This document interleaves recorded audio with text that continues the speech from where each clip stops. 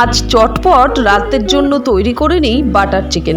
রেসিপিটাও তোমাদের সাথে শেয়ার করে দিই। চিলি চিকেনের মতো পিস করে নিয়ে নিয়েছি চিকেন, আদা রসুন বাটা আর দই দিয়ে খুব ভালো করে মাখিয়ে 2 ঘন্টার জন্য ম্যারিনেট করে রেখেছি।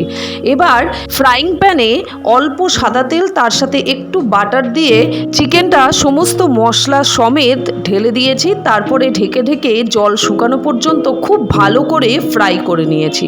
এবার মশলা রেডি করি। একটা টমেটো, পেঁয়াজ, কাঁচা লঙ্কা, রসুন, আদা সব কিছু ভালো করে ধুয়ে রেডি করে এবার কড়াইতে সাদা তেল দিয়ে এটা হালকা সতে করে নেব।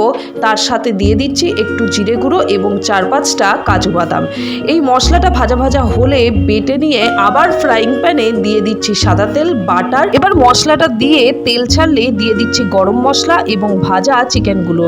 নামানোর সময় কসৌরি মেথি এবং একটু বাটারের কিউব দিয়ে গরম গরম রুটির সাথে সার্ভ করে দাও। সাবস্ক্রাইব।